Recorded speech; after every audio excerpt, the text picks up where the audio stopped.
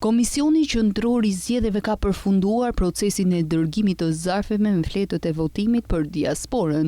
Sipas shifrave zyrtare të publikuara nga Komisioni Qendror i Zgjedhjeve, deri më tani janë marrë nga zgjedhësit 164.022 zarfe, ndërsa 22.534 zarfe kanë mbritur deri më tani në Komisionin Qendror të Zgjedhjeve. Votuesit nga diaspora kanë kohë që ta plotësojnë dhe ta dërgojnë fletën e votimit me postë deri në javën e parë të muajit maj.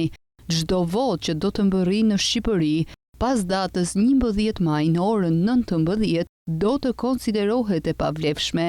Vendi i caktuar për administrimin e këtij procesi zgjedhor është Pallati i Sportit Feti Borova, pranë Parkut Olimpik në Tiranë. Aty po përgatiten dhe dërgohen fletët e votimit dhe po ashtu, aty po sistemohen dhe do të bëhet numërimi i votave të diasporës në lidhje me zgjedhjet e 11 majit. Italia, Greqia, Gjermania, Shtetet e Bashkuara të Amerikës dhe Britania e Madhe janë dhe 5 shtetet ku shqiptarët kanë shprehur më shumë interes për të votuar në zgjedhjet e 11 majit në vendin tonë.